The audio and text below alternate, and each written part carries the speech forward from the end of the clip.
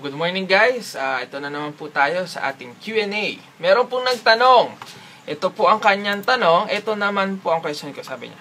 How to handle my downlines? How can I motivate them to do the same what we are doing, like to attend our online training, invite his friend in AOBFB, especially if my downlines is always busy and never ask question about his network. Okay. So, partner, kung ang tanong mo paano i-handle ang downline, ito lang, ganito lang po kasimple yan. So, pagka-pay-in ng member mo, ang number one ko po kasing ginagawa is, tinatanong ko muna kung saan siya mas okay sa pagte-training. Sa video ba o read mode? Kasi may mga partners tayo na nakakapanood ng video, may mga partners naman tayo na hindi nakakapanood ng video. So, mga hindi nakakapanood, syempre read mode. So, number one, pagka-pay-in niya, kailangan training agad. So, sinasabi ko na dapat meron po tayo sa kanya-kanyang room natin, sa ASB, may AOB, may AOP, may ASME, may kanya-kanya tayong training room. Pero sa amin po, sa AOB training room, nandun po lahat yung guideline. So, pagka-member mo, ano yung una mong gagawin? So, bakit kailangan mo siya aralin? So, para po sa akin, pagka-member, kailangan ito po yung training agad. Kasi, number one po, napaka-importante ng training.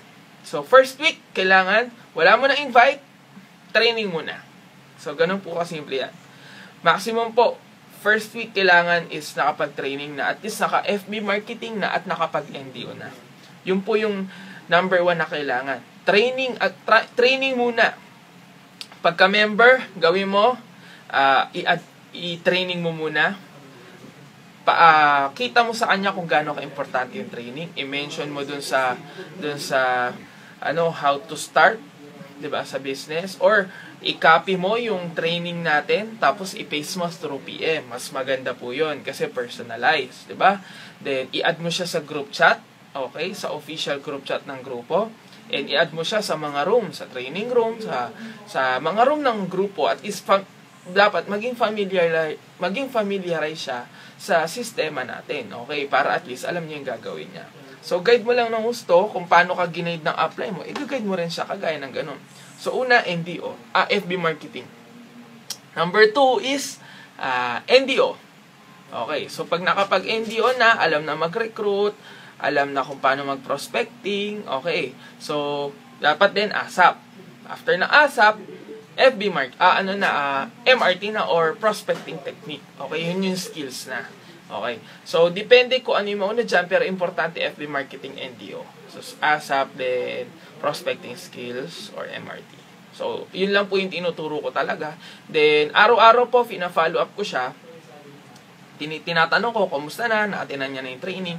So, syempre, pagka-send mo sa kanya ng video or ng read mode training or na-mention mo siya sa training ng grupo, kailangan po is, mafa-follow up mo siya. Tignan mo kung naka-training na siya. So, kailangan, in 3 days time, kailangan at least may naatinan na siya kahit anong training dyan. So, if wala pa, follow up uli. Kung wala pa, next ka na. Hayaan mo na siya yung mangulit sa'yo. Kasi yung iba sa mga member natin, iba sa mga partners natin, is pinipilit nila yung tao, ayaw nga eh. May mga normal po talaga na may magme-member sa atin na magme-member lang dahil sa scholarship, dahil sa insurance.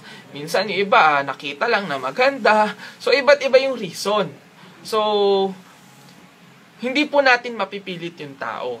Okay. So, ang kailangan mo lang naman po, hanapin yung mga leader na kagaya mo, na mataas yung pangarap kagaya mo. Normal po na may mga magme-member na hindi mag-active. Okay? So, pag hindi nag-active, hindi mo kasalanan yan. Okay? Kasi ang tao, ang downline, pag na-recruit mo yan, at willing talaga matuto yan, kahit wala ka, kahit walang apply niyan, aaralin niya yung negosyo. Kasi malamang ganun ka rin. Tama po ba? Yes. So, ganun po kasimple yan. Ganun lang yung pagka-guide. Araw-araw, pagka-member, guide mo siya, step by step. Kailangan makita niya yung negosyo. Kailangan maintindihan niya bakit niya ginagawa to. Kailangan alam niya kung paano niya gagawin yung business. Then, kung ayaw naman mag-training, kung hindi wala pa rin pinapanood. So, that's the time na next ka na. Ito po yung pinaka-tip ko. mag-focus ka sa mga taong interesado. Mag-focus ka sa taong magbibigay ng time sa business. Kasi ang kailangan mo yung mga leader na kagaya mo. Kailangan mo yung mga taong mapangarap na kagaya mo. Kung may naging downline ka, o naging business partner ka, na inactive naman, or kahit active, laging online, pero nakikita mong hindi naman ginagawa yung business, hindi nagpo-post, hindi nagpo-prospecting, hindi nagpo-training. So, wag ka malungkot, kasi normal po yan. Sa 10 mare-recruit mo, pwedeng ang mag-active lang dyan, 1, 2, 3, 4, 5. Minsan nga, 1 lang. Minsan 2. Okay? So, normal po, may mga hindi mag-active talaga. So, focus ka sa mga interesado. So, spend your time sa mga taong deserve yung oras mo. Okay? So, para hindi ka ma-stress, focus ka sa mga willing kagaya mo at willing matuto. Pag nakita mo interesado, willing matuto, tutukan mo na. Turuan mo. Lahat ng alam mo, ituro mo. Kung kailangan mo Skype mo. Ibigay mo na lahat ng best mo para ma-duplicate ka.